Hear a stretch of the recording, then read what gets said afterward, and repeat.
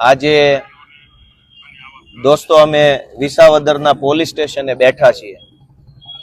આ બાપા છે, એમની ઉંમર જોઈ લો. ભાઈ નજીકથી બતાવો, બાપાની ઉંમર જોઈ લો. વિસાવદરના અંદાજે જાહેર થયા મુજબ 5 ગામ, અને હજુ જેની જાહેરાત નથી થઈ પરંતુ નાના મોટા ફોન આવી રહ્યા છે ડરતા ડરતા, એવા 20 ગામમાં સરકારી અનાજની ચોરી થઈ છે. ઓછામાં ઓછા લગભગ 2 થી 3 કરોડ રૂપિયાના સરકારી અનાજની ચોરી વિસાવદરમાંથી થઈ છે. અમે અહીંયા પોલીસ સ્ટેશને એફઆઈઆર લખાવવામાં આવ્યા છે.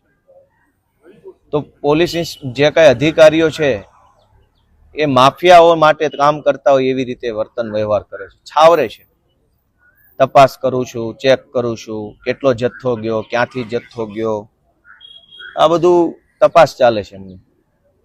ગરીબ માણસ પોલીસ સ્ટેશન આવે તો વગર તપાસે પૂરી દેવાની, પણ ગુંડાઓની વિરુદ્ધમાં ફરિયાદ લખાવવા ધારાસભ્ય પોતે આવે તો ફરિયાદ નહીં લખવાની.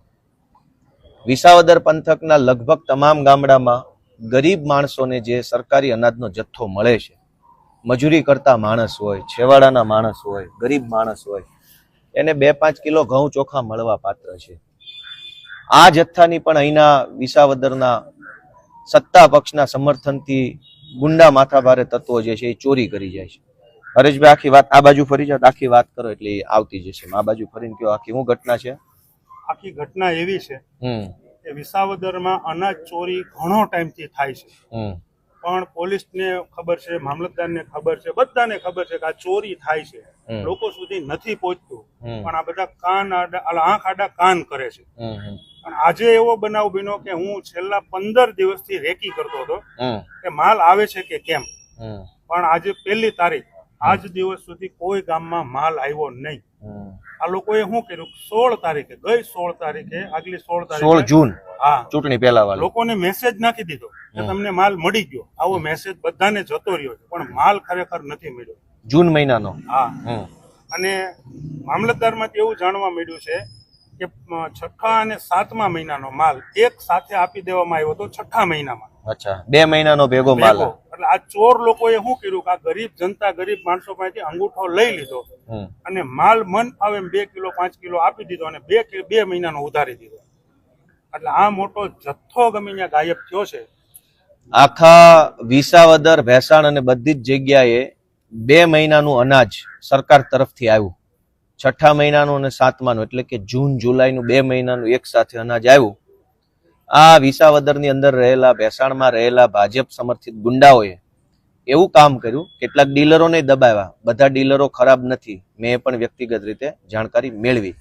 એફપીએસના ડીલરો, સસ્તા અનાજની દુકાનના જે ડીલરો છે એ પણ ઘણા સારા માણસો કેટલાક લોકો છે, એમને પણ ગુંડાએ ધાકધમકી મારી. અને ઘટના એવી બની છે કે 2 મહિનાનું અનાજ સરકારમાંથી આવ્યું એટલે જે ગરીબ માણસ હોય, બીપીએલ કાર્ડ ધરાવતો હોય કે અંત્યોદય કાર્ડ ધરાવતો હોય, એને ઓછામાં ઓછું 50 કિલો કરતાં પણ વધુ અનાજ મળવા પાત્ર છે.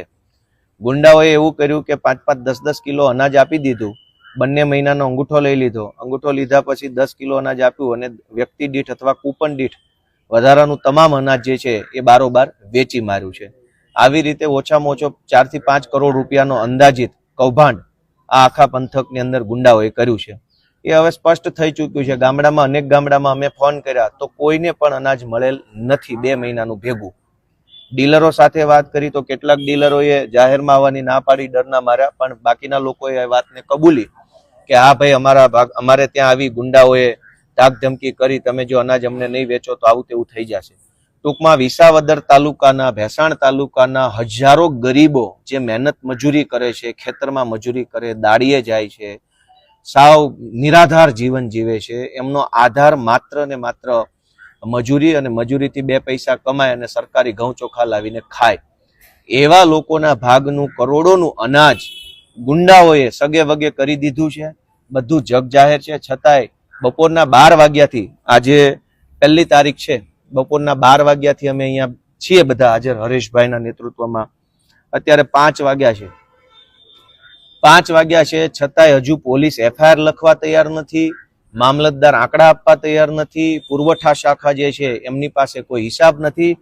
ટૂંકમાં એટલી હદે આ લોકો માનવતા વગરના થઈ ગયા છે, જાનવર જેવા આપની માનસિકતા છે. કેમ કે માણસ હોય ને એને જરાક દયા આવે કે ગરીબોના હકનું અનાજ ચોરાઈ જાય છે, કરોડો રૂપિયાનું અનાજ ચોરાઈ જાય છે, તો એક FIR તો કરવી જોઈએ. આમનામાં કોઈ શરમ નથી. એકદમ બેશરમ બનીને બપોરના 12 વાગ્યાના જવાબ આપે છે. ભાજપના નેતાઓને ફોન કરીને વારે ઘડીએ PI પૂછે છે કે સાહેબ ફરિયાદ લઉં ના લઉં, કોનું નામ લખું કોનું ના લખું. આવો તમાશો પોલીસ સ્ટેશનમાં હાલે છે. હમણાં 15મી ઓગસ્ટ આવશે, સ્વતંત્રતા દિવસ, 15 દિવસ પછી આ બધી ગેંગ જે છે આ બધા પોલીસ સ્ટેશનના ઝંડા લઈને ફરે, સ્વતંત્રતા દિવસ ઉજવશે. પણ આમાં સ્વતંત્રતા છે ક્યાં? ગુંડાઓની ગુલામી કરે છે પોલીસ ખુદ. આ વિસાવદરના ઇન્સ્પેક્ટર રોહિત સાહેબ ક્યાં ગયા? પોતે ગુંડાઓની ગુલામી કરે છે. વિસાવદરના અનાજ માફિયાઓને PI ઇન્સ્પેક્ટર રોહિત સાહેબ એક શબ્દ નથી કહી શકે એમ, કેમ કે ગુલામી કરે છે. એક શબ્દ બોલે તો ગુંડાઓ મારે એમ છે પોલીસને, અને એટલે કોઈ FIR નથી લખતું. આ બાપાને ગુંડાઓએ ધમકાવીને કરોડોનું અનાજ એમની પાસેથી સગે વગે કરી લીધું. અવડી મોટી ઉંમરના બાપા હાથ જોડીને રિક્વેસ્ટ કરે છે કે ભાઈ મને તમે આમાંથી છૂટો કરો, કોઈની પાસે સમય નથી. આમાં ક્યાં 15મી ઓગસ્ટ ને ક્યાં સ્વતંત્રતા દિવસ આવ્યો? ગુંડાઓની ગુલામી, અધિકારીઓની ગુલામી, નેતાની ગુલામી. તો સામાન્ય માણસ માટે આઝાદીનું મહત્વ જ ક્યાં છે? અને આઝાદી આવી જ ક્યાં છે? હજુ તો આઝાદી જ બાકી છે, તો શેની 15મી ઓગસ્ટ? એટલે હું બધાને વિનંતી કરું છું કે ભાઈ હવે બધા લડાઈમાં સપોર્ટ આપો. અહીંયા વિસાવદરની અંદર કરોડો રૂપિયાની અનાજ ચોરી થાય છે. એની અંદર પુરવઠા શાખાના માણસો ભળેલા છે, મામલતદાર ઓફિસનો સ્ટાફ ભળેલો છે, સ્થાનિક ગુંડાઓ જેમાંથી કેટલાક લોકોને તાલુકા જિલ્લા પંચાયતના સભ્યોનું સમર્થન છે એવા ગુંડાઓમાં ભળેલા છે. અને બહુ મોટી ગેંગ છે આ. અને બધી જ ગેંગ એકાબીજાને બચાવે છે. પોલીસ મામલતદારને બચાવે, મામલતદાર ગુંડાને બચાવે, ગુંડાને પાછું નેતા બચાવે, નેતાને બીજા બચાવે. આખી ગેંગ એકાબીજાને બચાવે છે. અને ગરીબ માણસના પેટનો કોળિયો અનાજ છીનવાઈ ગયા પછી તે આ કોઈને કાંઈ શરમ નથી. બસ બધા મોટા તો સિંઘમો બનીને ફરે છે, પણ ગરીબ માણસ ઉપર સિંઘમ બનવાનું છે.